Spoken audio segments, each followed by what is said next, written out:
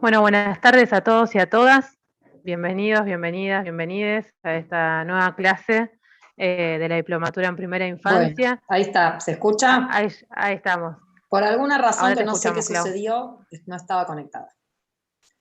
Bien, ahí ya estamos. ¿Estamos? Perfecto, arrancamos. ¿Se escucha? Perfecto, Clau.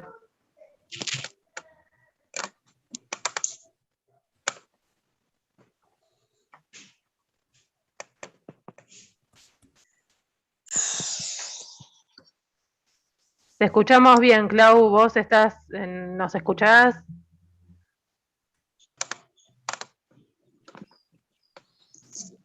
No.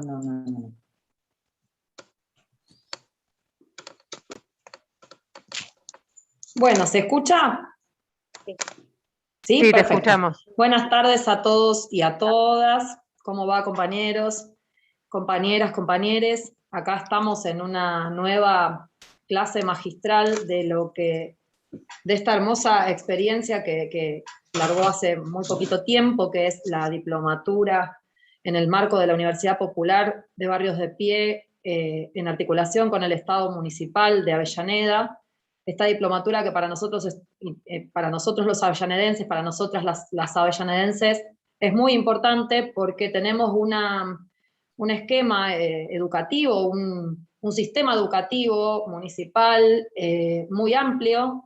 Nosotros en Avellaneda contamos con 16 jardines maternales que conforman una política pública de la primera infancia de calidad, con una perspectiva muy interesante en términos de derecho y en términos de igualdad, sobre todo teniendo en cuenta que bueno, no es común encontrar en los distritos instituciones para la primera infancia. En este caso, el Estado municipal viene haciendo un trabajo muy fuerte y tenemos también 39 jardines de infantes y la idea es que de acá a que se termine este periodo de gobierno podamos llegar a tener la misma cantidad de jardines maternales que de jardines de infantes, 39 sería al final de este periodo de gobierno, marcando un hito, digamos, en lo que es la historia de las instituciones que trabajan en la primera infancia, y tenemos un arco, un abanico de muchas y muchos y muchas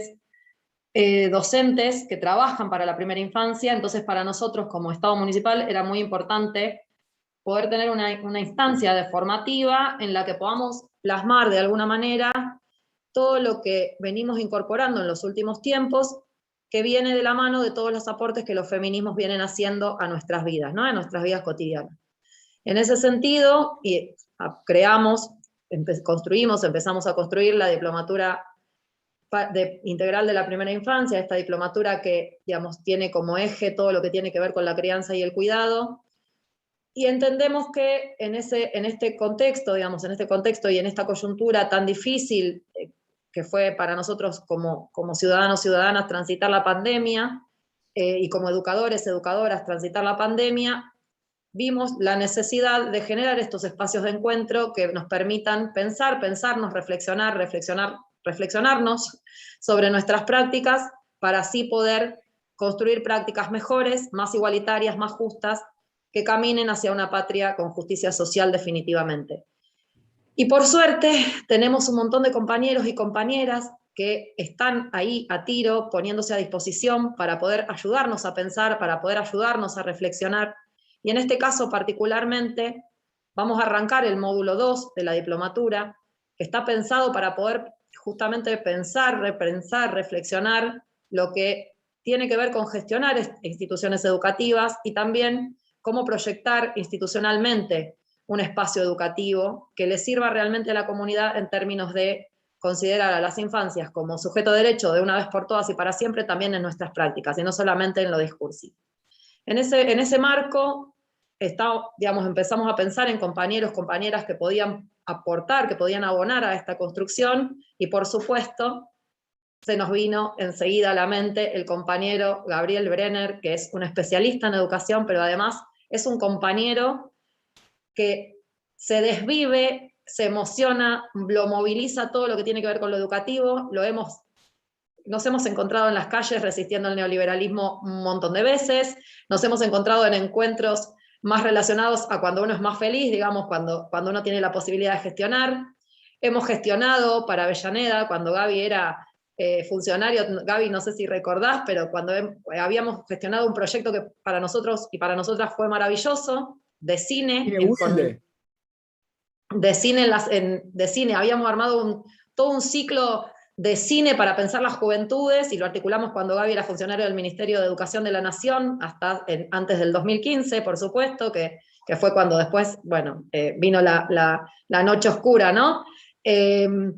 Y la verdad es que, bueno, contar con compañeros como Gaby para nosotros es un orgullo y es un placer, así que yo me voy a callar y le vamos a dar la palabra a Gabriel Brenner para que pueda hacernos pensar como hace siempre, porque la verdad es que siempre nos deja pensando. Así que Gaby, bienvenido, muchas gracias por la predisposición y muchas gracias por todo, por la lucha, por el pensamiento, por la práctica, sobre todo porque la lucha, el pensamiento y la práctica en vos van de la mano. Gracias, Clau, querida. Bueno, ¿se escucha bien? ¿Me escuchan? ¿Me escuchan bien, sí? Bueno, en principio, Sí, gracias, Claudia. Yo te retribuyo tu afecto, tu presentación, me haces emocionar, me pone contento, así que te saludo y para mí es un placer estar en Avellaneda de algún modo. Así que te agradezco a vos. También le agradezco especialmente a Jessica y también a Graciela Mazó, que sé que está también a cargo de este módulo, y a las compañeras y los compañeros que están llevando adelante esta muy necesaria iniciativa. Así que un aplauso para el diploma, pero especialmente para la organización social Barrios de Pie, y mi afecto de siempre para Avellaneda. Permítanme un entre paréntesis, porque también les cuento que en mi vida también Avellaneda es muy cara a mis sentimientos, digamos, ¿no? Mis hijas tienen allí a sus abuelos y a su historia de la familia materna, así que, miren, yo sí conocí especialmente las instituciones del municipio de Avellaneda, son a través de Joti Otero, que dirigió por mucho tiempo la Escuela de Música Municipal de Avellaneda y fue docente de su destacada Escuela de Música Popular, y Mimi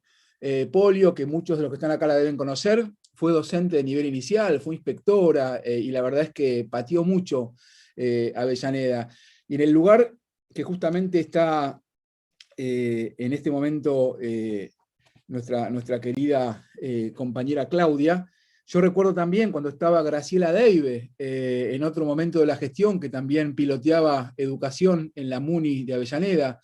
Así que la verdad es que me une con Avellaneda un lazo de mucho afecto y me siento muy honrado y contento de poder ofrecer un granito de arena para este diploma, en el que en este momento somos casi 100 compartiendo esta conversación. Así que eso, decirles que está bueno primero, antes de empezar algo que uno pensó, una clase, estas reflexiones que traje para compartir, poder hablar del lugar en el que uno está. Y en estos tiempos tan complicados, bueno, se llama, ¿no?, educación en tiempos y espacios alterados, en esta pandemia tan que nos tiene con tanto dolor, para decirlo de un modo concreto, está bueno poder situarnos y saber quiénes somos, dónde estamos, hacer historia de cada lugar, saber con quién uno está hablando.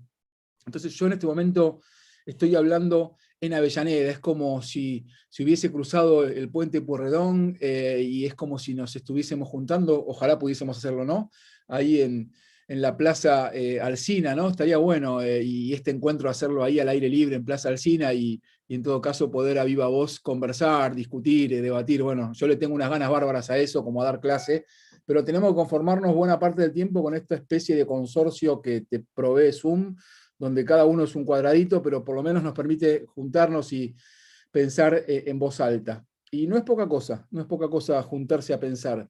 Yo creo que todos los que estamos acá solemos estar en lugares con muchos otros y otras, pero no es lo mismo juntarse a pensar que juntarse con muchas otras y otros. Entonces me parece que es interesante ese desafío, juntarse a pensar. Ojalá que después de este rato nos hayamos retirado pensando en que estuvimos pensando juntos y juntas un rato. Así que celebro este diploma y particularmente me interesa mucho poder conversar porque sé por Claudia que en su mayoría, y ustedes me lo podrán confirmar, en su mayoría estoy con colegas, con docentes que trabajan con la primera infancia, ¿no? Desde el momento casi del nacer y en los primeros años de la vida de tantas pibas y pibes. También estoy, por lo que me contaron, con educadoras y educadores populares, con docentes de nivel inicial, algunos de primaria, con directivos de algunas instituciones. Creo que estoy en lo cierto. Si alguien quiere aclarar de dónde es, de dónde viene, también podemos usar para eso el chat. A mí me gusta ir viéndolo. Y entonces, me parece que está alguien desmuteado, pero ¿puede ser? Capaz se puede mutear de manera centralizada y después nos desmuteamos cuando intercambiemos. Digo porque a veces con esto puede suceder algo terrible donde uno, sin darse cuenta, esté revelando cuestiones que después se arrepienten, ¿no? Por las dudas, qué sé yo. Así que nos muteamos un rato y después lo abrimos. Bueno, sé que esta sería una cuarta clase, corríjanme. Buenísimo, ella pone maestra de maternal, te agradezco, profe de educación especial, de Envión, de Avellaneda, qué bueno, uy, tantos años laburé con gente del Envión de Avellaneda, qué bueno. Del 124, buenísimo, ahí está, gracias por poner estudiante del profe de nivel inicial, buenísimo. Bueno, eso quería, que nos vayamos viendo, porque aprovechemos el chat también para que uno y una sepa con quiénes estoy. Está bueno eso, saber con quiénes uno está mientras va hablando. Trabajadoras sociales, siempre tan importantes para el sistema educativo, que nos abren la cabeza a los que somos más de educación. Qué bueno. Bueno, ahí veo que la gente va poniendo de dónde. Buenísimo. Agradezco mucho que del Normal 5 de Barracas, bueno, buenísimo. Bueno, otro gran, ahí me acuerdo, otro gran, enorme docente, Edgardo de nombre, que es también docente del Normal, gran docente de la Escuela 1, maestro de Avellaneda, pero bueno, que seguramente lo conocerán, docente de justamente uno de los normales que acá se planteaba. Ya aparecerá alguien del ENSPA y demás. Así que bueno, sé que esta es la cuarta clase, estoy en lo cierto, o sea, tuvieron una clase con la queridísima colega Patricia Redondo, que ni más ni menos que es quien conduce la dirección del nivel inicial de la provincia de Buenos Aires, con una trayectoria con el trabajo con las primeras infancias maravillosa, un trabajo muy, muy fuerte en su tema, y la verdad es que qué orgullo y qué honor que hayan tenido la posibilidad de conversar e intercambiar con Patricia Redondo. Y sé que después lo hicieron con Mónica Fernández Páez, otra notable referente de la educación inicial. Es más, ella durante un tiempo fue quien conduzco, si no me equivoco, sí, el nivel inicial, perdón, claramente en esta gestión de Nación, creo que fue con la dirección nacional del nivel inicial. Y luego sé que tuvieron también un encuentro con alguien que conozco porque trabajé muchos años en la escuela, como profe, como colega de ella, Laura Benadiva, sobre el tema de un taller de historia oral. ¿Voy en lo cierto? ¿Estoy haciendo una buena recopilación de lo que tuvieron? Porque también me pareció importante leer y ponerme al tanto de quiénes son ustedes, de en qué están trabajando, cuáles fueron las otras 3 clases, imaginarme de qué fue. Y entonces ahora yo lo que traigo son algunas reflexiones para compartir con ustedes y que pensé de alguna manera ligadas a esta idea de qué significa, ¿no? La educación en tiempos y espacios alterados. Entonces pensé en desarrollar, en este ratito que vamos a compartir, pensé en desarrollar 3 cuestiones, digamos 3 notas, como si uno pudiese compartir 3 notas que uno se ha puesto a escribir. Por un lado, a la primera le puse este título: no le pidamos normalidad al estado de excepcionalidad. O dicho de otra manera, tengamos cuidado con pedirle normalidad a la excepción. Ahora lo voy a contar. En segundo lugar, otra nota que pensé es algunas puntas para pensar cómo gestionar en tiempos de incertidumbre. Y en tercer lugar, ahí van algunas claves, porque está bueno si uno arma un diagnóstico y dice, bueno, esto no va, o hay una fuerte énfasis en la crítica, bueno, también me parece importante hacer un esfuerzo para imaginar lo que sí va. O sea, entonces, frente a una situación que tiene que ver con gestionar en tiempos de incertidumbre y marcar la incertidumbre, me puse a pensar también en certezas, porque necesitamos certezas. Entonces, las llamé certezas de a pie, esas que necesitamos. Y empecé con una, ¿no? Y le puse también de título, ¿no? La solidaridad como un imperativo pedagógico. Entonces, esas tres cosas quisiera conversar con ustedes, si les parece, y están de acuerdo, y que veo que se siguen ahí presentando, por lo menos puedo ver claramente de dónde y quiénes son y en qué trabajan. Buenísimo. Así que se los agradezco, y además de verlo yo, lo pueden también ir viendo ustedes y decir, mira, acá tengo una compañera, qué sé yo, porque estos espacios son para reunirse, para volver a verse, para saber con quién uno está, que a veces uno se olvida, somos tantos, tenemos tantas cosas que hacer, que viene muy bien aprovechar el Zoom y el chat. Respecto al primer punto, tiene que ver con el momento que estamos viviendo. Yo creo que es muy importante poder, de algún modo, intentar explicarnos el momento que estamos viviendo, que por cierto es angustiante, es difícil. Yo les diría que cuando digo no podemos pedirle normalidad a un estado de excepción, es porque la pandemia nos cambió el tablero y todas las fichas. Y de algún modo puso en juego la propia ley de gravedad, de cómo vivimos y hacemos las cosas. No sé a cada una y a cada uno de ustedes, pero en mi caso y lo que voy recorriendo, veo que hay una transformación muy, muy grande de la vida de cada uno y de cada una, de las familias, de la intimidad, de lo público, de los espacios que solíamos tener, de las ganas de respirar afuera y gritar, y de las ganas de salir a buscar. Y de repente nos encontramos cercados por ciertas lógicas de cuidado que respetamos y promovemos, pero que está bueno en un espacio así, no digo como algo catártico, sino como una sinceridad, decir que, como decía un viejo tema del rock and roll, no se banca más. Hay que decirlo, o sea, está bueno poder decirlo, después vemos qué hacemos con eso, pero está bueno poder decir cuando uno realmente no se banca más. Entonces, me parece interesante poder tener claro que no se le puede pedir normalidad a un tiempo de excepción. Y esto es porque a partir de marzo del año pasado tuvimos que poner un freno de mano. Porque quedamos literal y futbolísticamente, perdónenme la metáfora, pero yo lo uso mucho, y sé que para Avellaneda es una cálida metáfora porque le dan bastante importancia a eso, hemos quedado offside. Eso significa fuera de juego. Todos y todas. Entonces, es interesante poder entender que quizás pensar que estamos en tres tiempos. El primer tiempo fue el 2020, a partir de marzo, en donde nos guardamos, no sabíamos qué hacer, nos guardamos ferozmente, y la verdad que hicimos como pudimos, y en ese momento se habló de la continuidad pedagógica.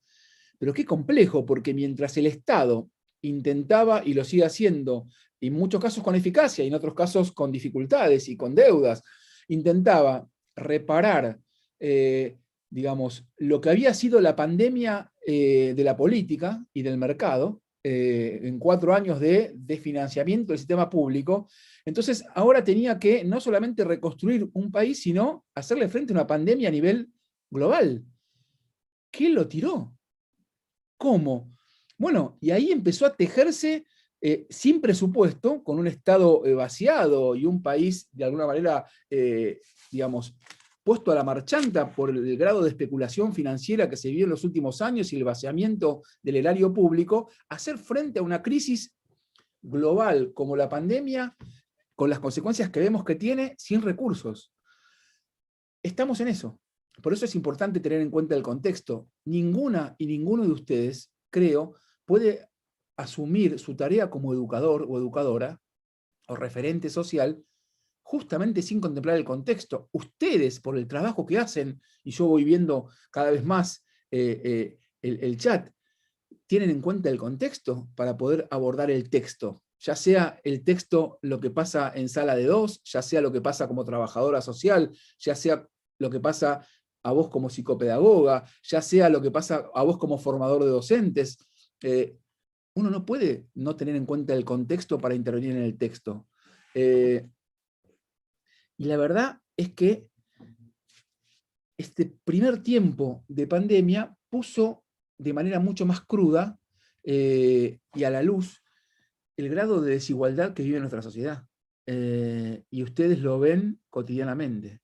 Entonces, la pregunta es, o en todo caso la afirmación, qué valioso que tenemos un Estado que considera que la única manera de poder salvarnos de esta pandemia es de manera colectiva y a partir de las políticas de Estado. Y si no, estimadas y estimados, miren para ambos lados en otros países, cuando en realidad hay gobiernos que no consideran que lo más importante es el Estado y delegan en el mercado el resolver los problemas de la pandemia.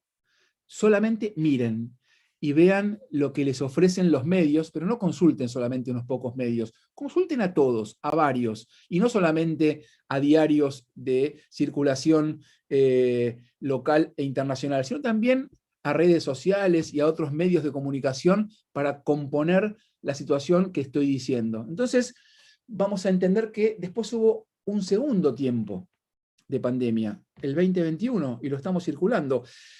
Ese segundo tiempo sigue teniendo incertidumbre, pero no es lo mismo la incertidumbre dentro de la absoluta incertidumbre que la incertidumbre vacunándonos. Cuando vemos que podemos vacunarnos y es un hecho concreto, estamos contentos, esto se acabó, para nada.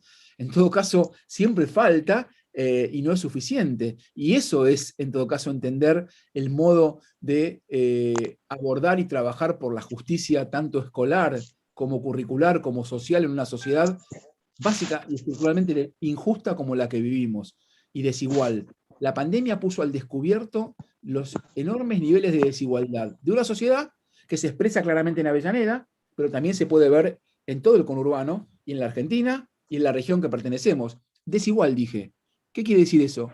Bueno, que vivimos en una sociedad donde hay muy pocos que tienen muy mucho, y muy muchos que tienen muy poco. Y eso es algo importante a tener en cuenta en esta situación de pandemia. Entonces, me parece importante entender que cuando se plantea desde los estados hacer una continuidad pedagógica, se hizo como se pudo, lejos de lo ideal. ¿Y qué fue la continuidad pedagógica que ustedes mismas y ustedes mismos trabajaron denodadamente? Fue la posibilidad de que las instituciones que trabajan con la primera infancia, ya sean jardines maternales, esos iniciales 16 y luego muchos más que contaba Claudia, pero también las instituciones dependientes del gobierno provincial de nivel inicial, primario y secundario, la escuela obligatoria, la continuidad pedagógica fue un intento por mantener un vínculo entre las familias y la escuela en un tiempo en el que nos arrebataron el encuentro físico, en el sentido de que era y sigue siendo la única manera de cuidarnos. Entonces, me parece que hay que destacar que esa continuidad pedagógica tuvo que ver con políticas activas del Estado, nacional, provincial, pero también municipal, porque siempre hay que tener en cuenta, y ustedes lo saben mejor que yo, que el Estado que está más cerca y al toque de la gente es el municipio, más que el provincial y el nacional, para justamente acompañar en los barrios a las familias y llevar el material en papel junto con los bolsones de alimentos que provee el sistema educativo, y ahí hay un enorme laburo de docentes, no docentes y directivos. Y empiezo justamente haciendo una fuerte crítica a la impostura de ciertos comunicadores sociales que hace rato vienen diciendo, bueno, a ver cuándo empiezan a dar clases los profesores que están de vacaciones, que ya bastante tienen 2 meses de vacaciones. esos comunicadores sociales que escuchamos habitualmente, no solamente le faltan el respeto a la docencia, sino que faltan deliberadamente a la verdad, porque nunca, desde que comenzó la pandemia, la educación y el sistema educativo, tanto municipal como provincial y federal, dejó de trabajar tanto como esta época. En todo caso, lo que se ha hecho fue transformar el trabajo presencial en trabajo virtual, o desarrollar los dos al mismo tiempo. ¿Y saben qué? Ya que este es un espacio de formación que tiene que ver con el género, está bueno que ustedes tengan claro y que podamos destacar un porcentaje, porque así como uno tiene que hablar con, digamos, criterios de cualificación, también hay que cuantificar. El 80% de la población socialmente activa que sostiene la escolaridad son mujeres. El 80% de sostén del cuidado y la enseñanza en tiempos de continuidad pedagógica fueron las mujeres. Entonces, no solamente es un ninguneo a quienes ejercen el rol docente, sino que nuevamente es, por carácter transitivo, y por lo que estoy explicando, también es una discriminación de género cuando estos periodistas y estas periodistas dicen abierta y aireadamente que cuándo van a empezar a enseñar. Porque ese 80% que sostuvo la continuidad pedagógica y que son mujeres, no solamente con su bolsillo banca la conectividad para sus hijos e hijas, sino también para sus alumnas y alumnos. Entonces, debería haber un poco más de reconocimiento del conjunto de la sociedad y de varios comunicadores sociales, y también de algunos gobiernos, respecto de la docencia argentina, porque lo que estoy diciendo no es algo que sostiene la investigación del Ministerio de Educación, porque cualquiera podría decir, ay, Gabriel, pero el Ministerio de Educación es oficialismo. No. Argentinos por la Educación es una fundación, una organización o algo similar, en donde se agrupan una gran cantidad de pedagogas, pedagogos y cientistas sociales que están por lo menos en la vereda de enfrente del actual gobierno y coinciden en la misma, digamos, definición. El 80% de quienes sostuvieron la continuidad pedagógica son mujeres docentes. No es menor decir esto en el marco de este diploma y en el contexto de poder comprender qué fue pasando con este tiempo de pandemia y continuidad pedagógica. Y el tercer tiempo, se me ocurre organizarlos de este modo, tiene que ver con el ir planificando el retorno a la presencialidad, pero de modo cuidado. ¿Qué significa eso, estimadas, estimados? Significa que yo quiero ser muy claro con los discursos que circulan y que me parece que tienen más que ver con la especulación política de la presencialidad que con una preocupación sincera respecto de lo que pasa con tantas chicas y chicos y docentes. ¿Qué quiero decir con esto? Fíjense, cuando a veces caemos en, yo le llamo el pensamiento del zócalo televisivo, que es a veces lo que nos domina de manera cotidiana e incluso la propia familia. A veces explicamos la realidad por la lógica del zócalo televisivo. Y yo creo que en estos espacios, como lo es esta diplomatura, nos tenemos que permitir elevarnos, no descender a la lógica del zócalo televisivo. Porque esa lógica del zócalo televisivo es parte de cierto colonialismo cultural que quiere darte masticado una perspectiva de la realidad que es profundamente engañosa. ¿Qué quiero decir? Salgamos a disputar, por ejemplo, los falsos binarios. Es una discusión totalmente, a mi juicio, inconducente caer en la onda de presencialidad, no presencialidad. Recuerden los zócalos televisivos, presencialidad, no presencialidad, porque no pasa por ahí el problema. El problema no es, y lo acabo de decir cuando hablé del 80%, presencialidad o no presencialidad. A ver, la escuela, las instituciones educativas, claro que son de cuerpo presente, pero lo que dije al principio es que no podemos pedirle normalidad a la escuela, por ejemplo, en tiempos de excepcionalidad. Entonces, no es que es la salud o la educación, como ponían en primera plana los zócalos de los medios de comunicación, de la mayoría de los medios de comunicación durante gran parte de esa primera etapa de pandemia, porque no es una cuestión de educación o salud, es tanto educación como salud. Es que en tiempos de pandemia, lo que hay que hacer es privilegiar los criterios epidemiológicos que nos cuidan para poder vivir y después para todo lo demás.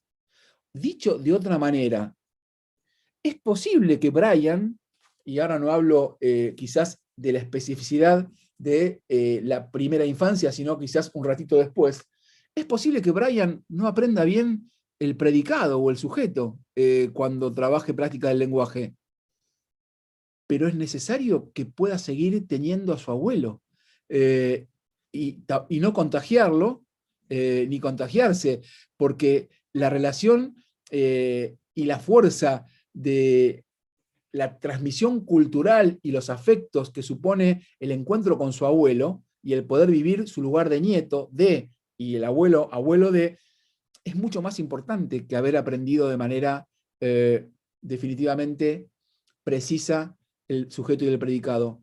¿Que está bueno no aprender bien el predicado? No, pero que cuando yo hablaba de prioridades, estoy dando con este ejemplo simplemente la prioridad que supone cuidar a los otros. Entonces, y no naturalizar la propia situación, porque hay muchísimas y muchísimos compatriotas que se creen que los otros viven como uno. Entonces, está la que tiene Zoom, que se cree que todos pueden acceder al Zoom, y ese mismo informe del ministerio corroboró que esto fue lo único que permitió la continuidad pedagógica. No el Zoom ni el Meet. En todo caso, que fueron un 14-15% de la población en Argentina. Es el teléfono y el WhatsApp el que permitió tener un contacto de manera virtual, con todas las dificultades que implica, y ustedes lo saben mejor que yo, que aquel que naturaliza su privilegio no sabe que hay familias que tienen 7 personas, un solo celular. Entonces no es menor dejar claro que la continuidad pedagógica con un celular no es lo mismo que la continuidad pedagógica en una familia con Wi-Fi y cada uno con su netbook. No el Zoom ni el Meet. En todo caso, me estoy escuchando a mí mismo, ya, eso ya me preocupa. Pero bueno, se ve que debe ser el eco. Lo que quiero decir con esto, yo paro acá un segundo. ¿Vamos bien? ¿Voy bien? ¿Seguro? ¿Sí? ¿Se están durmiendo? ¿No? Yo hasta ahora no noté a ninguno que caiga así, pero bueno, ¿vamos bien? Sí, bueno, vamos, bien. Bueno, apuro un poco el acelerador. Lo que quiero decir que estos discursos de falsa opción binaria hay que poder batallarlos, hay que poder problematizarlos. Otra, ¿no? Los padres por la escuela abierta, padres, o padres.org, padres por la escuela abierta, que a mí me dieron para que tenga, pero, perdón, padres por la escuela abierta, o sea, ¿por qué padres? Son padres y madres, o sea, por más que tu reclamo sea un reclamo que yo no comparto, ¿y tu compañera?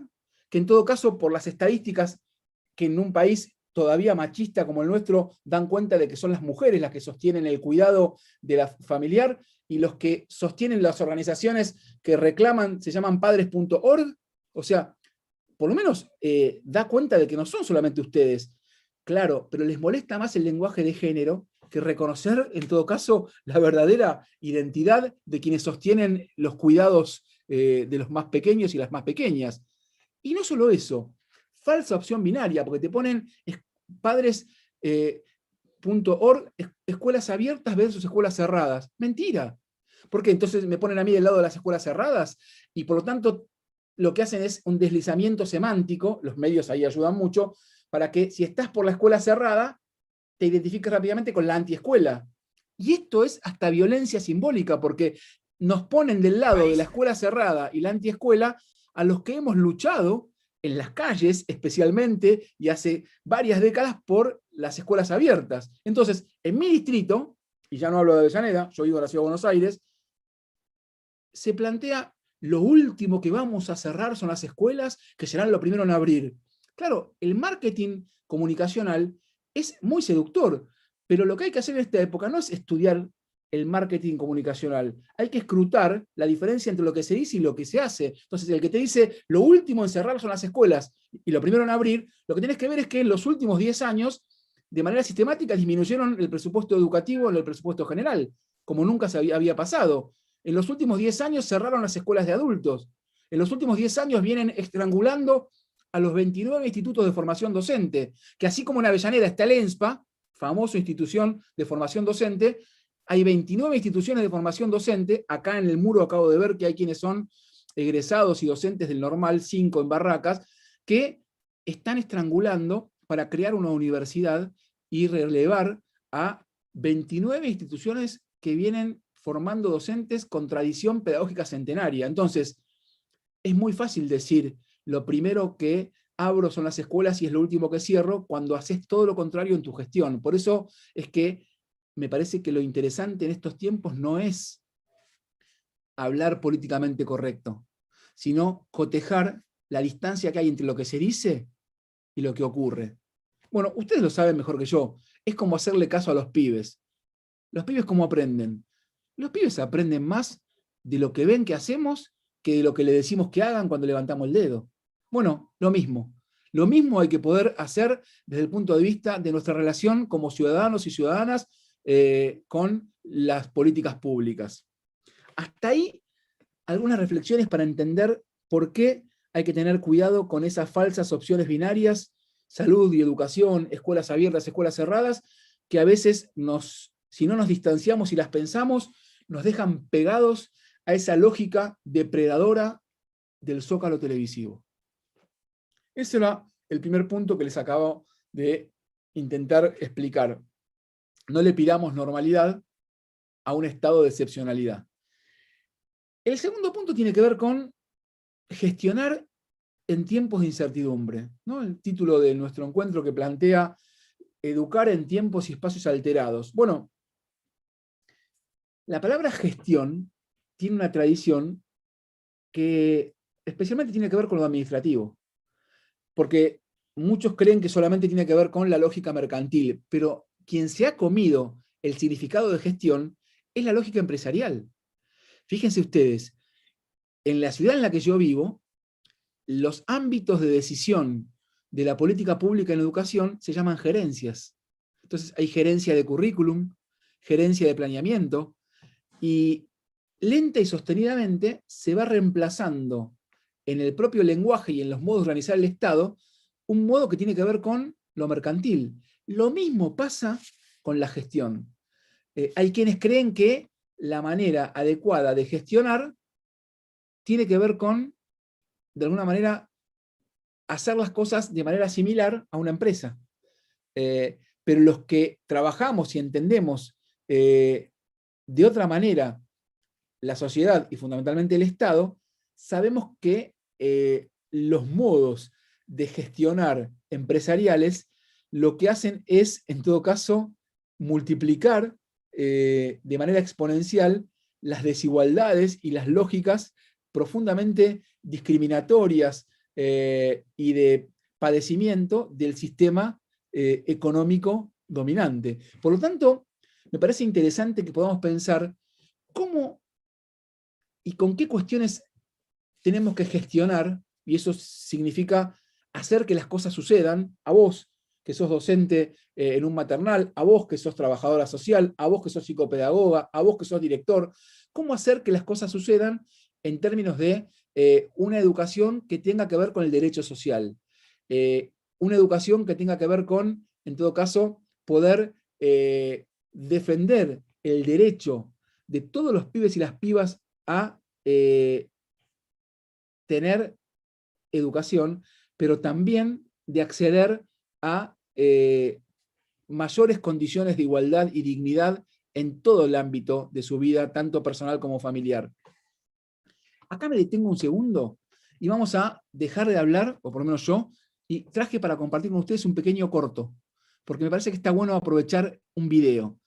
Y justamente como la mayoría de ustedes tiene que ver con la primerísima infancia, el video tiene que ver con una escena quizás de la escuela primaria avanzada, para en todo caso poder pensar juntos qué significa este momento de pandemia, la continuidad pedagógica, la virtualidad y de qué modo a veces se alteran algunos tiempos y algunos espacios y también ciertas maneras de resolver y de actuar. Por eso es que recurrí a un video que se hizo en el marco del Ministerio de Educación hace varios años, donde todavía no había ningún tipo de indicio de la pandemia que se iba a venir. Y fíjense qué interesante este video para poner en diálogo con lo que está ocurriendo en pandemia. Por eso es que yo quería poder pasar este video y después obtener por parte de ustedes comentarios, si alguien quiere dar alguna opinión, y por supuesto que yo tengo algunas cosas para decir al respecto. Así que si les parece, voy a compartir pantalla y vamos a ver juntos este video que es muy cortito, así que les pido que presten especialmente atención. ¿Les parece?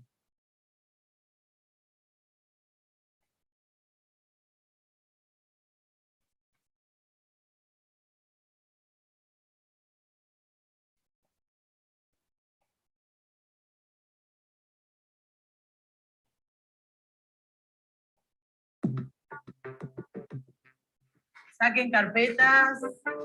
Profe, Sí, Miguelito quiere hablarle. pero si Miguelito...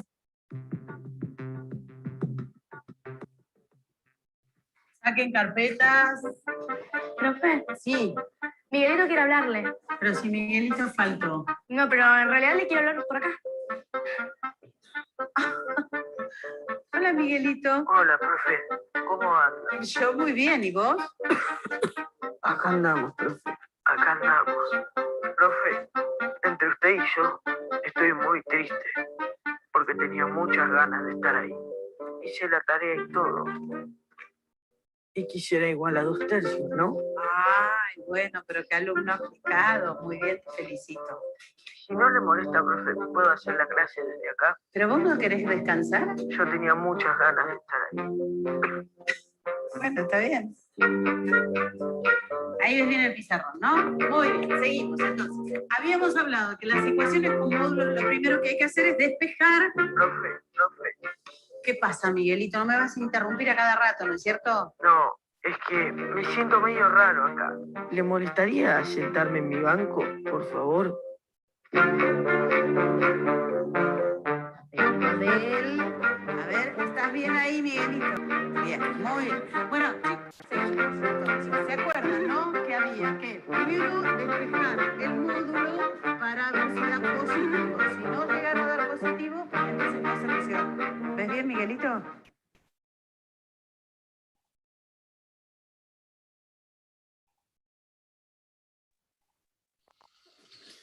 Bueno, ¿pudieron ver el corto? ¿Lo pudieron seguir? ¿Sí? Bueno, a mí me parece interesante justamente que podamos pensar qué pasa con esa escena que es previa a la pandemia y con Miguelito, con esa maestra y esa situación. A ver, ¿qué cuestiones vale escribir? Y si alguien quiere pedir la palabra, por lo menos también vale poder decir qué les provoca esta situación.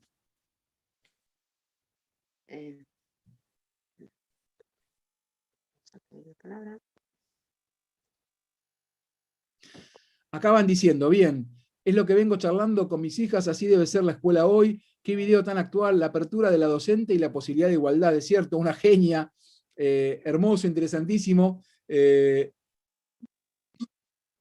Bueno, acá hablan ahora, bueno, hay un montón de cosas, pero me parece que lo que van planteando acá ustedes es qué hermoso como ver cómo nos adaptamos al hoy tecnológicamente hablando, cuánto amor y empatía, muestra la importancia que tiene la escuela para ese niño.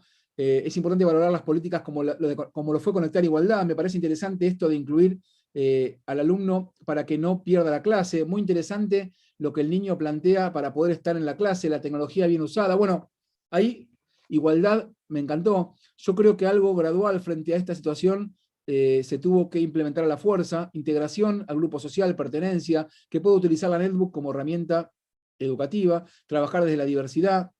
Bueno, sigo, lo interesante de las políticas públicas para la igualdad, deja un poco por parte del alumno el interés de participar.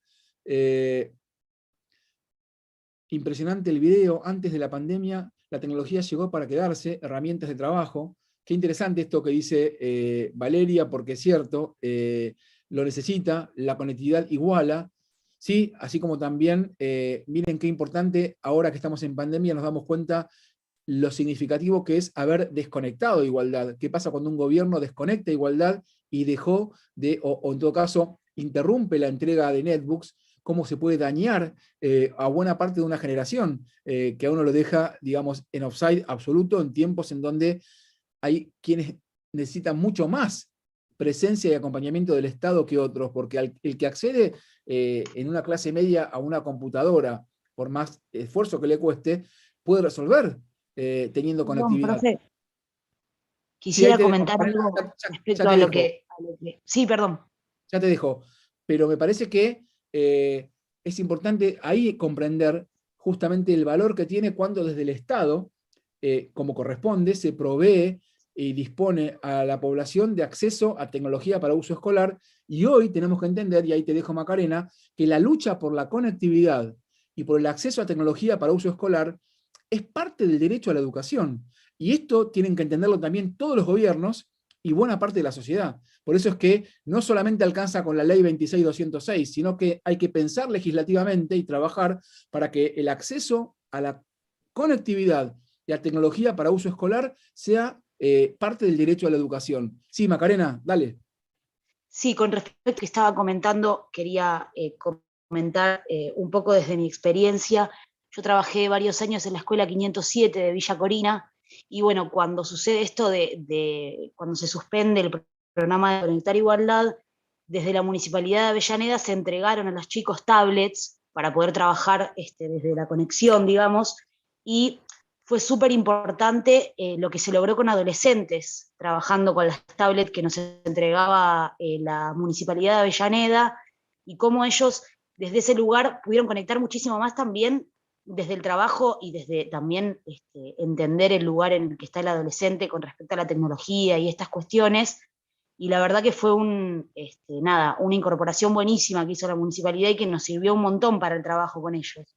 Qué bueno, Macarena, lo que estás contando, porque yo recuerdo haber ido y estado en la escuela 1, en la escuela que dirigía Vicente Ferreira, justamente, a propósito, no sé si lo conoces, pero un gran compañero, director de Corina, director de Avellaneda, y no sé si está hoy por acá, pero ojalá que sí, a veces aparece y siendo algo de Avellaneda capaz está, pero bueno, yo conocí en esa escuela justamente la posibilidad de acceder a esta diferencia en cuanto a el acceso a tecnología y la posibilidad de estar un poco mejor situado en este mundo tan desigual y vertiginosamente competitivo para poder acceder a cierta información que es clave para cualquiera. Así que es interesante esto que decís. Ahí está Cintia pidiendo la palabra. Estás muteada, Cintia.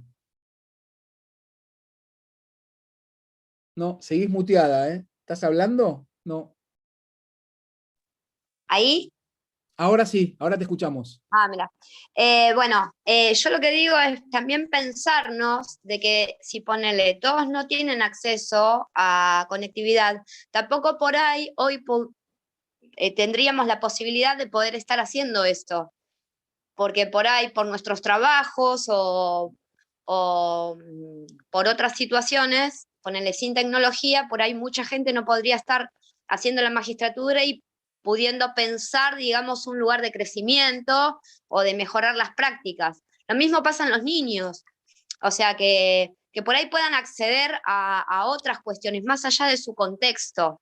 Ponele, no sé, un ejemplo tonto voy a dar, pero antiguamente existía el zoológico, después vimos que no estaba tan bueno el zoológico porque si tienen conectividad, o sea, pueden verlos a conocer animales por ahí de la selva o de otros lugares que no tienen acceso directo y no necesariamente estar el zoológico.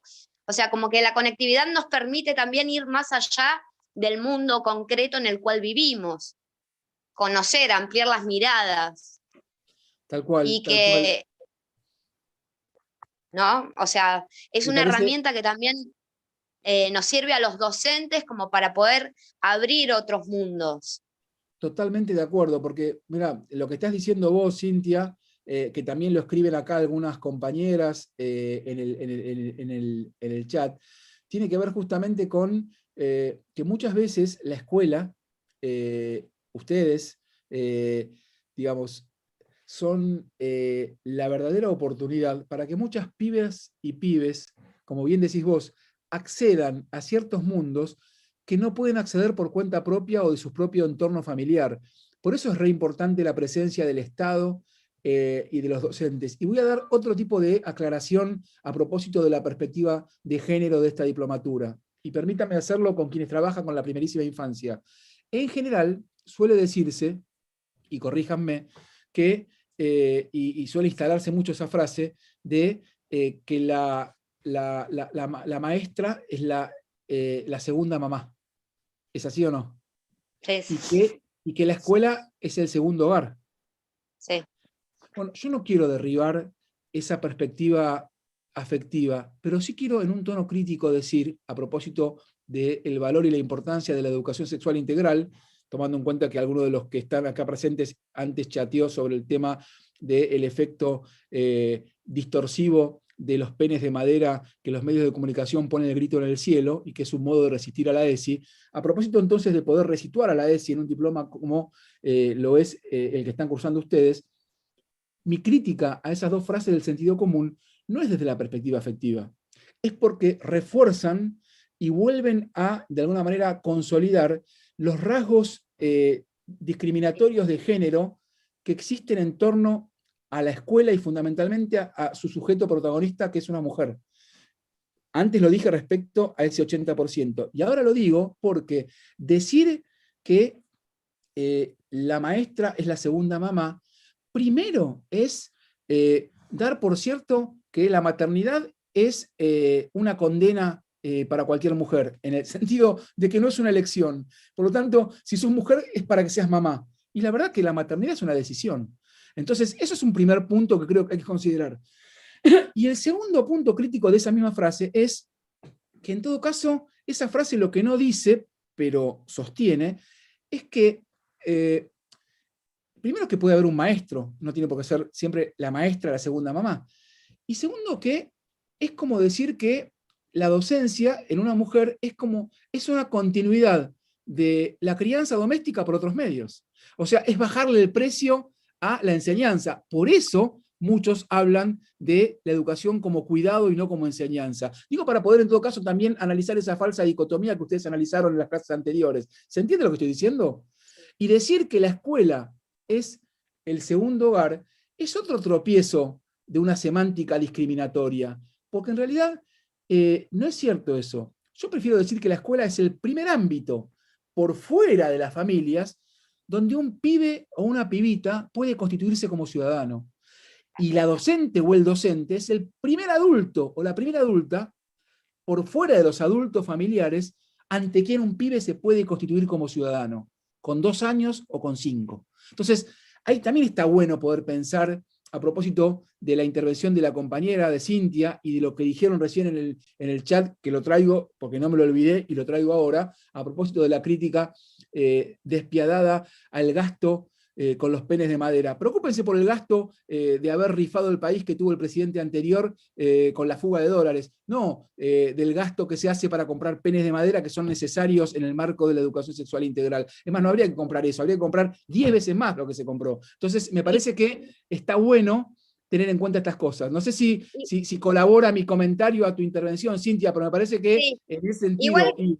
Igual creo que o sea, se quejan por los penes de madera porque siguen viendo a la educación como una empresa, como que es un gasto y no una inversión.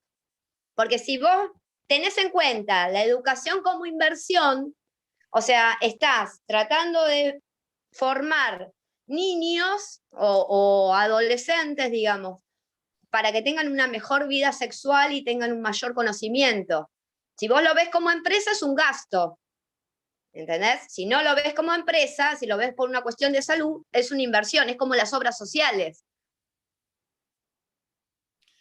Por eso es que me parece importante que estas cuestiones que a veces ganan el dominio del sentido común y se transforman en el zócalo televisivo como si fuese una religión y un rezo que hay que hacer cotidiano, está bueno estas cosas para poder desmontar el grado de hipocresía, pero también el ninguneo, porque repito, preocuparse por los penes de madera es un modo de desviar, sin decirlo, la atención a las políticas públicas de educación sexual integral. Entonces, me parece que es interesante pensar eso. Tienen la mano levantada Patricia y también Gabriel, así que le damos la palabra. Patricia, adelante.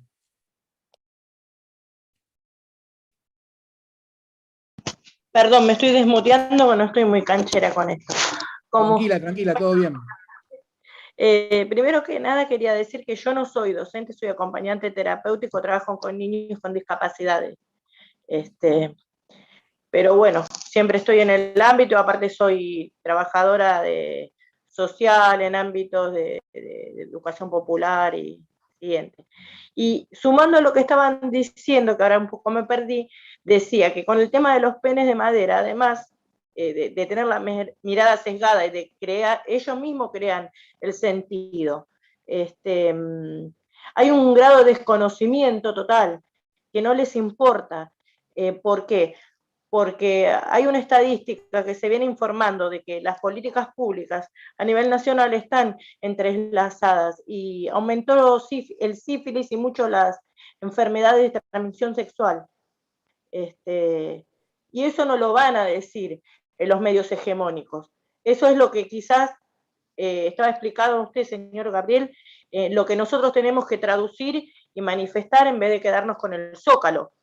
Porque ellos no van a decir esto. Yo estoy trabajando con la vacunación con muchos compañeros vacunadoras y con psicólogos, todo el ámbito de la salud.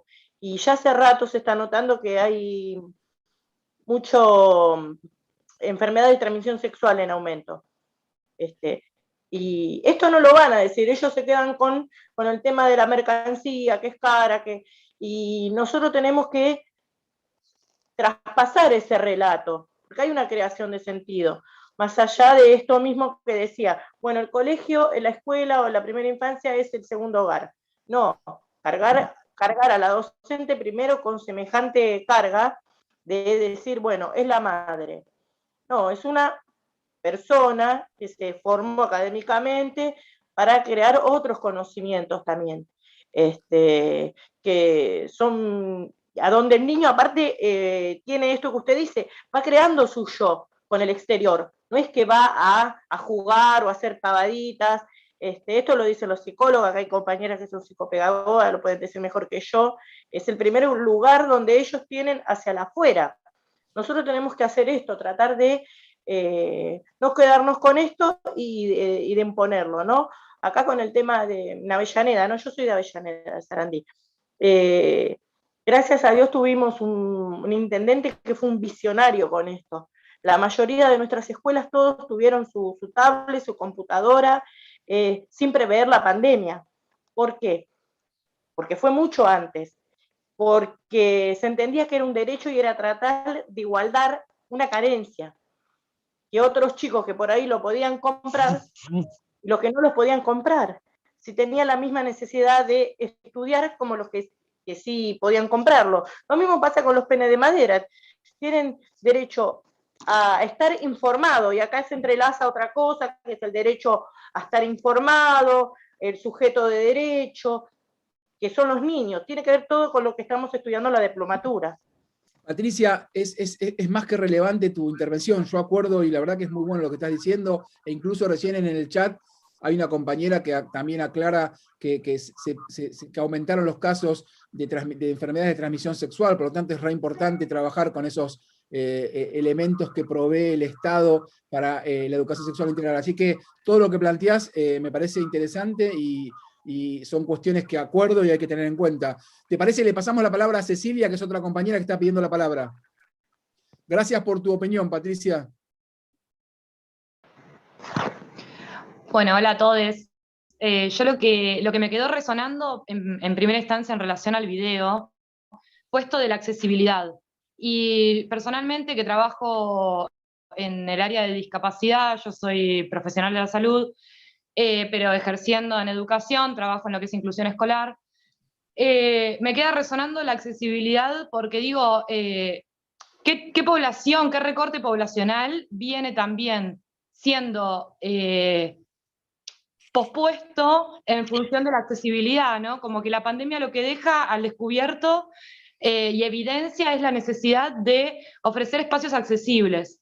Entonces, ¿qué sucede también con la discapacidad? Cuando empezamos a tomar conciencia de la importancia de poder acceder, también tomamos conciencia de la cantidad de gente que constantemente ha quedado por fuera de todo lo que se ha ofrecido, tanto en espacios educativos como gubernamentales y en general en la vida. Y eso en relación a la accesibilidad, que me quedó resonando, y también me quedé pensando con esto de la distribución de tareas y la docente que ocupa una función de crianza o de alojar amorosamente. Creo que es algo que venimos debatiendo en la diplomatura en función de qué es la crianza, qué es educar, cómo se entrelazan ambos conceptos.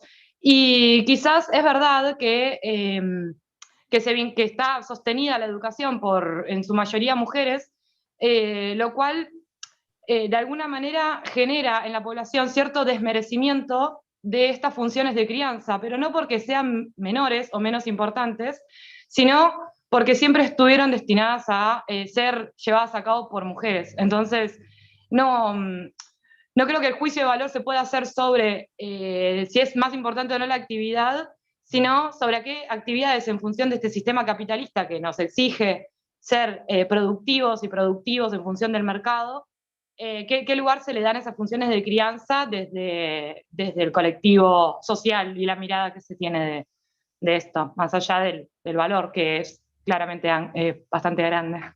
Eso quería decir.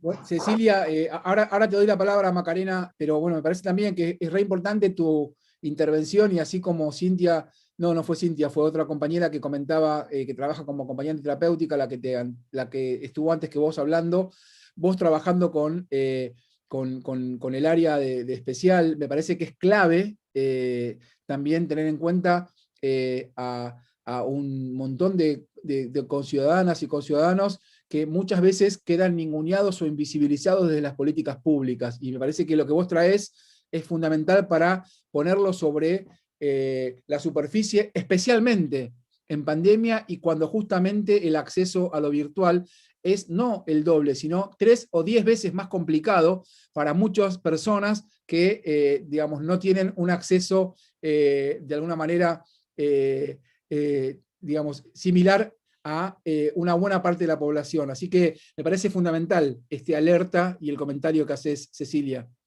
Te lo agradezco también. Macarena, ¿querías decir algo? Sí, quería comentar respecto a esto que planteaba la compañera de ver las cuestiones educativas como una inversión, otra vez halagando a la Municipalidad de Avellaneda, mi municipio, y siendo también orgullosa de poder trabajar en el municipio que me dio todo, digamos, respecto a mi formación. Recuerdo también una cuestión que sucedió también en la escuela trabajando en Corina, que fue la entrega de las bicicletas a los chicos por parte de la Municipalidad de Avellaneda también, y entender esta cuestión como una inversión respecto a que muchos de nuestros alumnos, de nuestros pibes, era su forma de acceso a la escuela, también la bicicleta, ¿no?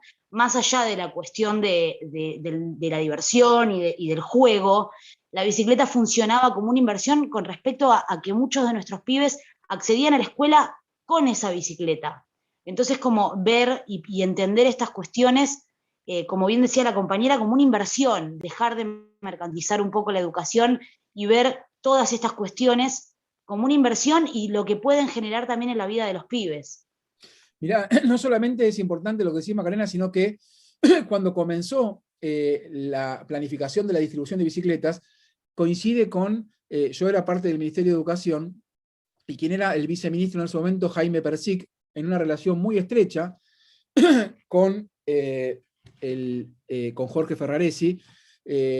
Justamente ese Ministerio de Educación tenía un área de políticas socioeducativas muy importante en la gestión, que los medios de comunicación la invisibilizaban, pero hubo una gran dotación de recursos para lo que era todo lo que tenía que ver con transporte, tanto tracción a sangre como bicicletas y otro tipo de transportes para potenciar, sostener las trayectorias escolares, especialmente de las pibas y los pibes, en distintos rincones de un país que es federal y muy desigual, para poder acceder a la escuela. Entonces, cuando vos contás esto, que fue una política también muy valiosa que llevó adelante Jorge Ferraresi en Avellaneda, coincide con esa política que conducía en el Ministerio de Educación Jaime Persic.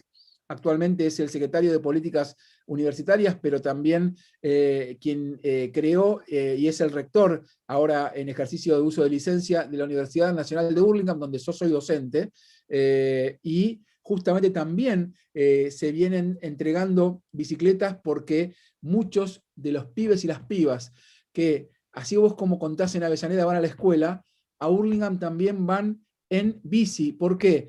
Porque hay una universidad que está emplazada en los barrios del conurbano bonaerense, y no es la Universidad de Buenos Aires, donde yo egresé, que sigue estando en la ciudad de Buenos Aires, a la que muchísimos y muchísimas no pueden acceder o terminan de alguna manera abandonando, porque la universidad está en la Loma del Peludo, cuando tiene que estar en cada una de las zonas vinculadas a los sectores más vulnerados, en 150 años de educación elitista. Entonces, sí, está bueno pensar en la bici para llegar a la escuela, pero también en la bici para que muchos pibes que son primera generación en las universidades puedan sostener su trayectoria. Por eso que también hay que luchar ahora con la ENACOM para que se le dé conectividad libre a toda la primera generación de estudiantes universitarios que van a la UNDAV, ahí en Avellaneda, que van a cualquier universidad del conurbano, y es parte de la lucha que tenemos que tener por acceso a la conectividad. Por eso yo decía, a propósito de las intervenciones de ustedes, que no solamente hay que reconocer las políticas públicas de Estado, sino que hay que seguir exigiendo, y nos tenemos que exigir entre nosotros, incluso aquellos que respaldamos una gestión, aquellos que la critican, hay que exigir, porque la democracia hay que hacerse la idea de que cada vez hay que hacerla más democrática, porque, estimadas y estimados, están al acecho sectores del poder que quieren hacer de la democracia una democracia de repostería. Si no, no tienen más que mirar del otro lado de la cordillera, si no, no tienen que mirar más que nada a Colombia o a Brasil. Entonces, me parece muy importante, en un espacio como este, pensar que lo que estamos discutiendo no es solamente el acceso al derecho de una netbook, es el acceso a la condición digna de sujeto, la que estamos poniendo en discusión.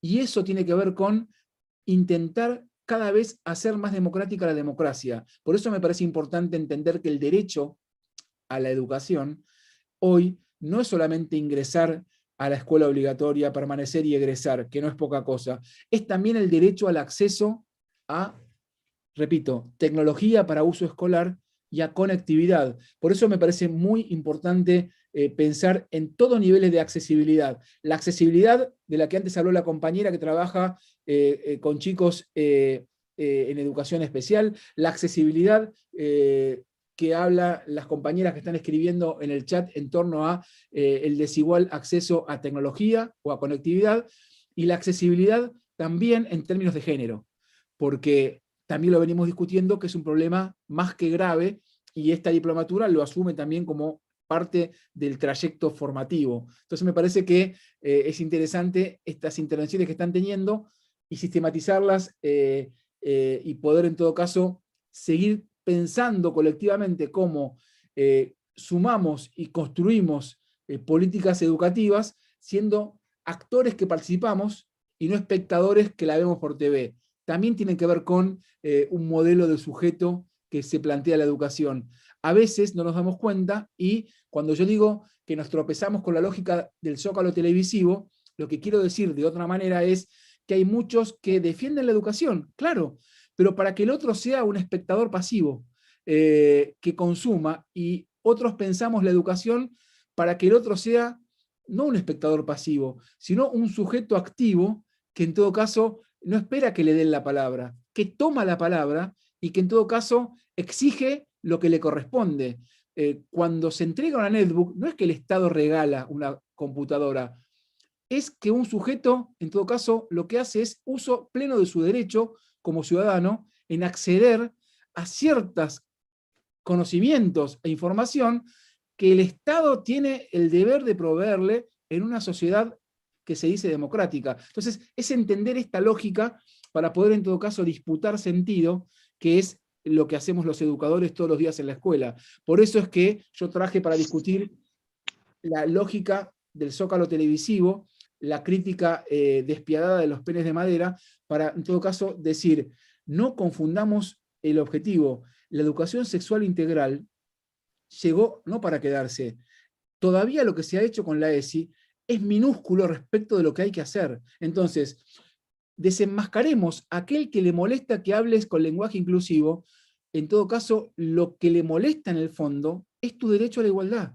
Entonces, lo que hay que poder discutir es eso y no quedarse en el chiquitaje del zócalo televisivo. Por eso es que traje la excusa del zócalo televisivo, para poder romper ciertas ataduras colonialistas de estas horas que nos impiden, de alguna manera, erigirnos y discutir en igualdad de condiciones con cualquiera respecto, en este caso, a la educación de los más y las más pequeñas.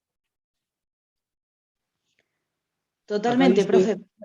Perdón, sí. No, quería agregar algo a lo que dijiste con respecto a no dar por hecho también ciertas cosas. Creo que a la mayoría de los que estamos acá y trabajamos en barrios populares, nos ha pasado esta cuestión de encontrarnos con familias que nos dicen, mira, señor, yo tengo 100 pesos y con esa plata prefiero comprar 1 kilo de pan a ponerle datos al teléfono para poder hacer el Zoom, por ejemplo.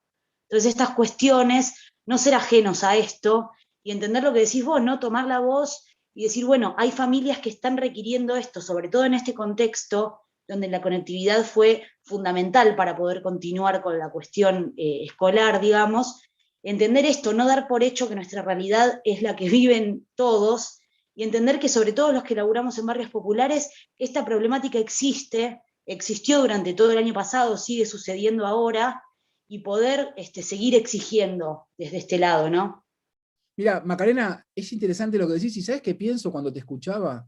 Especialmente sabiendo que esta iniciativa tiene que ver con Barrios de Pie y con el municipio de Avellaneda, organizaciones que conozco mucho y que me alegra que estén llevando adelante este diploma.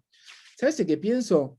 En disputas que hay que hacer con aquellos que naturalizan privilegios. ¿Y a qué me refiero con esto? Quizás una idea más que quiero aportar, habiendo escuchado a ustedes y tomando en cuenta lo que vos dijiste. Y es, muchas veces en el sistema educativo sigue siendo fuerte esta idea de que tenemos que convertirnos en una especie de adulto supletorio. ¿Qué quiero decir con esto?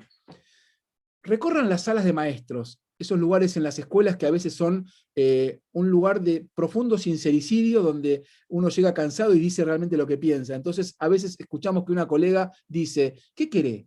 ¿Qué querés que haga con este pibe? ¿Vos viste dónde vive? ¿Vos viste quién es la mamá? ¿Vos viste de dónde viene? Entonces, ahí aparece la cuestión de que yo le voy a enseñar cómo tiene que vivir. Entonces, aparece cierta figura, en cierto normalismo disciplinante, de que el adulto escolar tiene que ser un adulto supletorio, ¿no? Entonces, ahí aparece incluso la condena de antemano, donde uno ve una colega, especialmente algunas de esas colegas que se ruborizan o se molestan cuando encuentran a otra colega que tiene ciertos compromisos con los sectores populares, y dicen, bueno, a ver, yo lo que tengo me lo gané, y la verdad que esta gente, la verdad es que tendría que saber lo que es el esfuerzo para ganarse algo. Entonces, esa meritocracia que está en este intercambio que ustedes me están entendiendo, y me refiero con todo respeto a esa señora que a veces va por Plaza Alsina y se ruboriza cuando ve a esa maestra que viene de trabajar en Tranquila y que viene con 5 pibes y en un centro cultural, y que eso no es la educación a la que necesitamos. La educación que necesitamos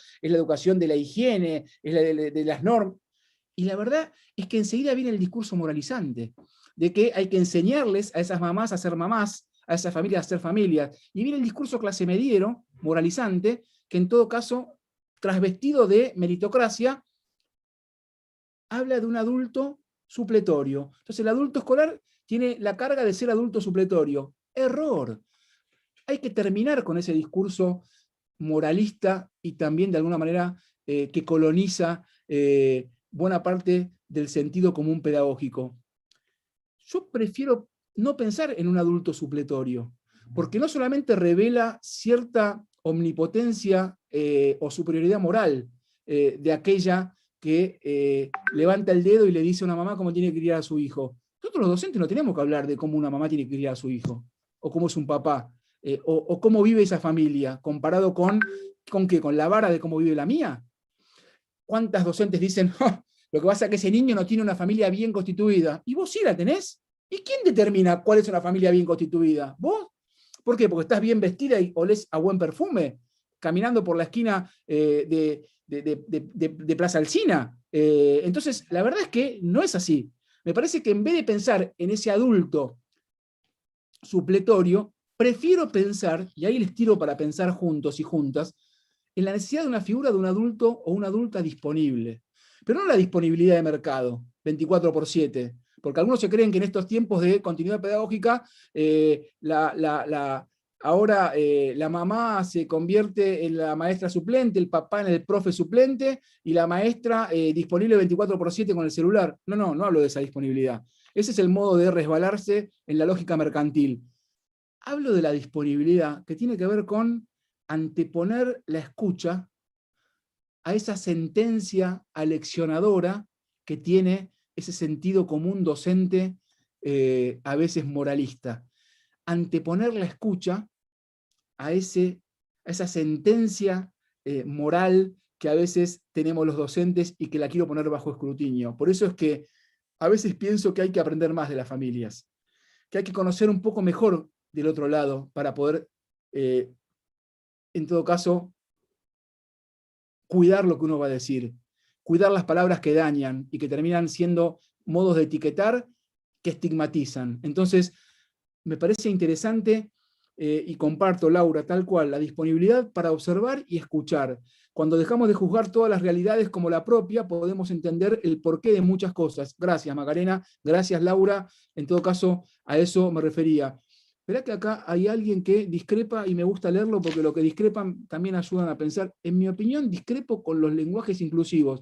Gabriel Castaño creo que no es un colega que está conectándose desde otro país. Perfecto, Gabriel, no hay ningún problema. Rompen con la estructura y se convierten en simple discurso, ya que la inclusión es una moda. La inclusión es una moda, eso no lo termino de entender. Antes de ser tan popular, la escuela recibía a los alumnos con, debe ser necesidades de educación especial, el maestro diseñaba actividades según su nivel, la inclusión se da con las acciones y no tanto desde los discursos. Es cierto, pero no es cierto que antes pasaban cosas que a veces desvestimos al pasado de sus miserias. Entonces, hablar de todo tiempo pasado fue mejor es un modo también de idealizar al pasado con poco criterio de realidad. Si vamos a hablar del pasado, desvistámoslos de su miseria y preguntémosle a aquel que dice, no, porque antes, levantando el dedo, hay que preguntarle, no hay que enojarse, el que se enoja pierde. ¿Antes cuándo? No, porque antes se enseñaba bien. Entonces, en vez de enojarse, hay que decirle, pero ¿antes cuándo, papá? Antes, qué sé yo, hace 50 años, hace 40. Entonces lo que hay que hacer es ubicarse en contexto y decir que ese antes, que él añora, ¿cómo vivíamos? Uy, justo, qué casualidad, en plena dictadura. Y seguí preguntando, contame, en tu familia, ¿quién trabajaba y quién no trabajaba? Contame, ¿cómo era la distribución de las tareas en casa? ¿No te gusta el lenguaje inclusivo? Ok, pero ¿cómo era la distribución de las tareas en casa? ¿Todos lavaban los platos, los pisos? ¿Quién iba a estudiar? ¿Quién era que tenía más fácil acceso al trabajo? Las preguntas a veces son mucho más elocuentes que, en todo caso, el apelar al pasado como recurso para disciplinar. ¿Saben qué? Los que apelan al pasado como posible futuro no son educadores. En todo caso, no son los educadores y las educadoras que creo que asumen un compromiso con lo que viene, porque ser educador o ser educadora es estar convencido que lo que viene es mejor. Ser educador y educadora es estar convencido que los pibes que tenemos son lo mejor que podemos tener. Miren, cuando los educadores y las educadoras veamos a los pibes con los que trabajamos con el mismo amor que vemos a nuestros hijos e hijas, algo va a cambiar el sistema educativo. Entonces, está bueno que podamos empezar diciendo que los pibes que tenemos son lo mejor que podíamos haber tenido.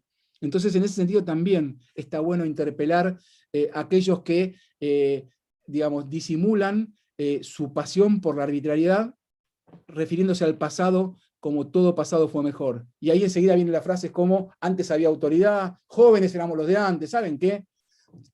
Son los dinosaurios, muchos muy jóvenes, que lamentablemente lo que no pueden decir abiertamente es que lo que les molesta es la igualdad. Es que lo que les molesta es que los de abajo en todo caso, puedan vivir un poco mejor que lo que han vivido. Entonces, en ese sentido, es lo que me parece que hay que poder batallar y discutir. Ahora se vende la inclusión como propuesta pedagógica. Piaget es pasado, Vygotsky es pasado. Bueno, da para discutir mucho. Yo me alegro que opines, querido Gabriel Jaime Castaño, pero no, Piaget no es pasado, Vygotsky tampoco es pasado, es parte de la construcción de conocimiento de psicología cognitiva para comprender mejor los modos en que un sujeto construye el conocimiento. Y este es un diploma que tiene que ver con la subjetivación de la primera infancia, por lo tanto, no es pasado. Vygotsky no es pasado, es un complemento maravilloso de la psicología cognitiva que desarrolló originalmente Piaget, así que en ese sentido respeto tu opinión y ofrezco acá otras. Dice Patricia Redondo, según Pilar, que para entender la sociedad en la que vivimos hay que mirar y comprender a las infancias de la misma. Totalmente. ¿Saben qué? Y te digo otra cosa, acompañando la idea de Patricia, y gracias Pilar por traerla. Las infancias son, de algún modo, un analizador. O mejor dicho, el modo en que se trata a las infancias es un analizador que nos permite ver cómo somos en tanto sociedad. Entonces, si vos en las políticas públicas desconectás igualdad, podés decir un montón de cosas, pero en los hechos concretos estás mostrando de qué manera querés a ese sector de la población infantil que ya no accede a tecnología digital. Lo que estás diciendo sin decir es que no van a subirse a ciertos mundos a los que no pueden llegar por su propio entorno familiar. Entonces, si vos haces esa política, también es una manera de leer las maneras en que se mira y se comprende a las infancias. Lo mismo respecto a cualquier política social que tenga que ver con las infancias. Por eso es que es mucho más fácil encender discursos meritocráticos, discursos de aquel que dice, lo que yo tengo me lo gané yo y no me lo regaló nadie. Es fácil. Miren, hay una canción de Silvio Rodríguez que dice así, algo así como, qué fácil es protestar por la bomba que cayó a 1000 kilómetros de la heladera y del refrigerador. Claro, es fácil a veces cuando algunos que somos de clase media naturalizamos el acceso a ciertos bienes simbólicos, porque, y le contesto a algunos que escriben en el muro, con algo totalmente autorreferencial. ¿Saben qué? Yo, Gabriel, fui a la UBA.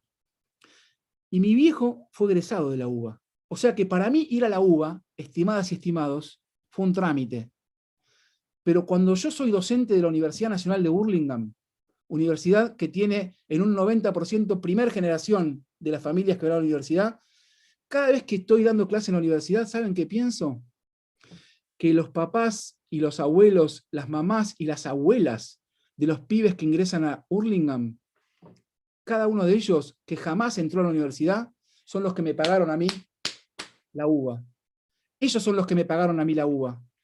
Los papás, las mamás, las abuelas y los abuelos de los pibes que son mis alumnos. Entonces, cuando veo eso, es un antídoto para no naturalizar privilegios.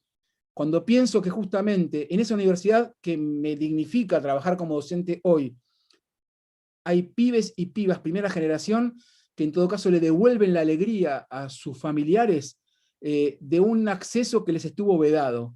Y los que como yo, clase media porteña, accedieron a la UBA porque mi viejo fue a la UBA, estaría bueno que no naturalicemos los privilegios, riéndonos o gastando o burlándonos de aquellos otros que con mucho esfuerzo acceden a situaciones a las que muchos accedemos por beneficio del capital, por la plata que tenés en el bolsillo. Entonces, por eso es re importante fortalecer al Estado, porque no hay tutía. Si no hay políticas de Estado, las grandes mayorías no acceden a los derechos. Y eso lo vimos claramente en los últimos 4 años, en donde un gobierno que gobierna para las minorías, o con discursos de la meritocracia, lo que hizo fue hundir en el barro a las mayorías y sortear el futuro con la timba financiera para que tengamos ahora que pagar el costo con 1 o 2 generaciones para lograr tener, en todo caso, un Estado relativamente fuerte que le pueda hacer, de alguna manera, frente a las dificultades económicas estructurales, y para colmo con pandemia. Así que toda educación es política, no política partidaria. La política tiene que ver con no otra cosa que el vivir del mejor y más justo modo con los demás. Entonces la política tiene que ver con el bien común. Aquel que te dice, no me metas política en la escuela, es porque sin decirlo banca a las políticas del privilegio y a aquellos que en todo caso prefieren que las cosas sigan siendo como siempre fueron, desiguales. Entonces me parece importante estas cosas poder aclararlas, porque ahora uno se encuentra con algunos que se disfrazan de república, pero que prefieren sin decirlo que haya quienes sigan pidiendo en un costado y el poder que intente que no se los vea demasiado, de modo tal que puedan disimular la culpa por no, en todo caso, generar condiciones de igualdad. Prefiero que nos sinceremos y entre docentes podamos, en todo caso, seguir luchando abiertamente por una sociedad más justa. Eso significa reclamarle a los propios, cuando coincidimos en actos de gobierno, y tener mucho cuidado, realmente mucho cuidado, con que en este país vuelva a gobernar un sector que en todo caso no hace otra cosa que deshumanizar y depredar de un modo tal que no me puedo imaginar un futuro en ese sentido. Así que me parece importante que en un espacio como este, y ahora me di cuenta que ya hace un rato largo que estamos ya debatiendo, son 8 menos 20, y quiero dejar capaz que en todo caso, no sé si Claudia o alguna de las compañeras que están coordinando puedan plantear, no sé si algún comentario, pregunta, una cuestión para cerrar, pero bueno, me pareció que estuvo bueno poder intercambiar a partir de lo que ustedes decían, de lo que planteaban en el chat, las cuestiones que traje para conversar. Les decía, yo traje la idea de que no le pidamos normalidad al estado de excepcionalidad, traje la idea de gestionar en tiempo de incertidumbre y las certezas de a pie. Y les dije, y cierro con esto, para después, Claudia, ustedes mandan, me parece que una de las cosas que mejor aprendimos en pandemia, ¿saben qué es? Quizás, repito, no aprendimos bien el sujeto y el predicado. Es cierto, y hay que hacerse cargo. Pero quizás un buen aprendizaje en pandemia es aprender a ser más solidarios. Y eso sí es algo fundamental, porque de vuelta esa señora que se espanta acusando a una mamá, como es mamá o su maternidad, reclama por su libertad individual y dice que nadie le puede joder la libertad a ella y que ahora, en todo caso, esto de cuidarse es ir en contra de las libertades individuales. ¿Saben una cosa? Voy a decir otra cosa más. Mentira. La libertad individual es una abstracción, pero no de esta señora que te encontraste en la esquina de Plaza Alsina. La libertad individual es una abstracción de la sociedad occidental. En tiempos de pandemia, especialmente, no podemos entender la libertad disociada de la solidaridad. La libertad solo puede entenderse de la mano de la solidaridad. ¿Y saben qué? Sí, hay que supeditar a veces la desesperación de un deseo individual al resguardo del bien colectivo. Eso también tiene que ver con tomar una posición. A veces el deseo desesperado de una persona puede ser muy legítimo, pero en tiempos de pandemia hay que privilegiar el cuidado del conjunto. Y eso lo hace el Estado, no lo hace el mercado. Entonces, con más razón, discutamos esa noción de libertad individual con la que te quieren empomar a través del zócalo televisivo y te quieren quitar el derecho a entender que la única manera de salvarnos es todos juntos, y todas juntas, y todes juntes. Y al que le moleste el lenguaje inclusivo, está bueno que lo diga, pero yo no me refiero al lenguaje, me refiero a la manera de vivir. Esa es la manera inclusiva que estoy planteando para este encuentro, porque en todo caso, si bien la forma tiene que ver con el contenido, de este último todavía nos falta avanzar muchísimo. Colazo, ¿estás por ahí? Acá estoy. Bueno, en principio, Gaby, agradecerte. Ahí, digamos, algunas cuestiones que quedaron como resonando, ¿no? Vos hablabas de la solidaridad recién, y yo recordaba que una de las primeras premisas, digamos, de nosotros, nosotras y nosotros como pueblo, el año pasado fue Nadie se salva solo, en el marco de la pandemia, digo, cuando nos tocó, digamos, a quienes nos toca gestionar recursos desde el Estado, digamos, esta lógica de cambio de vida, porque de un día para el otro la realidad fue otra, y un poco, digamos, la lógica de todas las gestiones fue esa, la de la solidaridad, la de entender que nadie se salva sola, y en ese contexto las compañeras de los barrios, las compañeras que estuvieron parando la olla para que los vecinos y las vecinas no se queden sin el alimento, las compañeras y compañeros promotores comunitarios, las compañeras y compañeros docentes, que estuvieron sosteniendo, como vos bien decías, el servicio alimentario escolar, los compañeros y las compañeras auxiliares de las escuelas provinciales, que estuvieron a tiro de poder higienizar las escuelas lo mayor, de la mejor manera posible, para que, digamos, todos estemos cuidados y cuidadas a la hora de ir a entregar el alimento, la entrega de cuadernillos, la continuidad pedagógica, digo, todo eso estuvo como marcado por esta solidaridad que vos planteás. Y entendemos, quienes pensamos que, no quiero caer en la concepción del nuevo, ¿no? Porque siempre digo, la concepción del nuevo también tiene una cosa bastante liberal y aparece ahí como medio tramposo a veces, pero nos parece que este tiempo, post-pandemia, es un tiempo en el que, yo justo la otra vez lo hablábamos por mensajito, yo creo que esta pandemia nos deja un poco la idea de que la escuela como institución viene en crisis.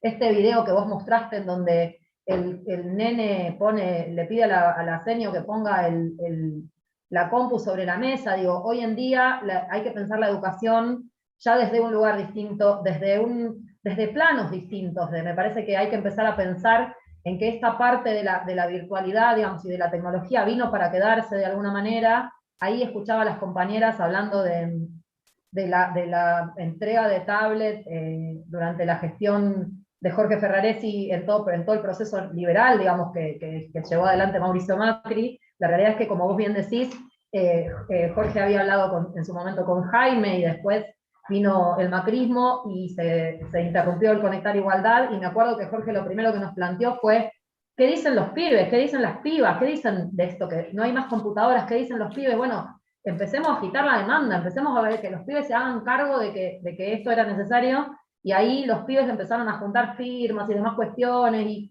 se logró conseguir la posibilidad de que el Estado municipal, digamos, pueda entregar esas tablets que, de alguna manera, fue como una especie de premonición al tiempo que venía, porque la verdad es que Avellaneda tuvo la posibilidad de que los compañeros estudiantes de las escuelas secundarias tengan la tablet para poder llevar adelante su tarea durante la pandemia.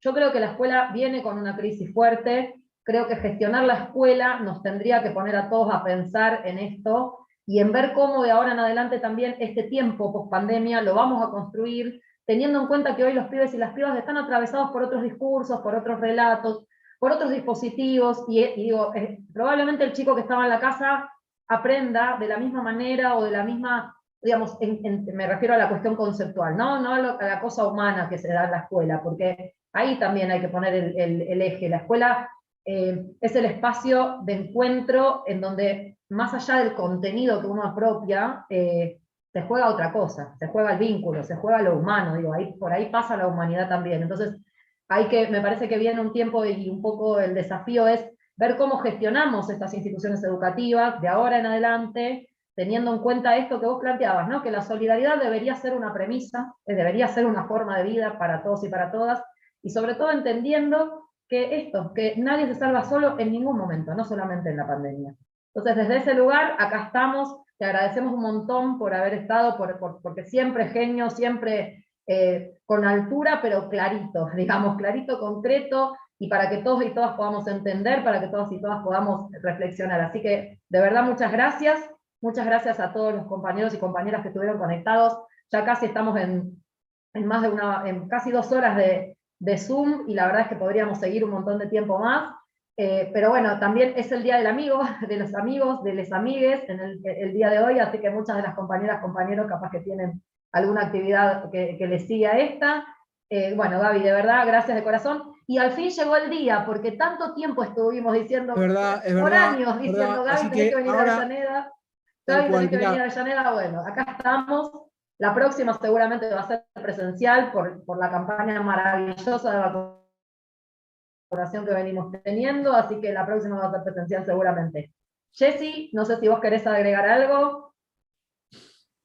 No, muchas gracias a todos, a todas, a Gabriel. La verdad que estos encuentros, es verdad, ahí en el chat están diciendo que se pasa el tiempo y que no nos damos cuenta, y me parece que, bueno, siempre convocan a quienes nos vienen acompañando en las clases magistrales, convocan al debate, a pensar, a poner en palabras cosas que venimos vivenciando, y también son los ejes que venimos tomando en las clases de la diplomatura. Así que gracias a todos y a todas. Recuerden que esta semana se da inicio al segundo módulo. Perdón, acá tengo una comentarista, por eso se escuchan ruiditos. Se escuchan voces infantiles, no era yo. Bueno, esta semana damos inicio al segundo módulo. Cualquier cosa ya saben, nos escriben al correo de la Universidad Popular. Y bueno, nos estamos encontrando en la próxima clase. Así es. Bueno, muchas gracias a todos y a todas. Gracias, Gaby, de verdad. Un abrazo para todas y para todos, y que bueno, que sigan pasando buenas cosas en este diploma. Gracias, Gaby. Nos vemos. Gracias, chao.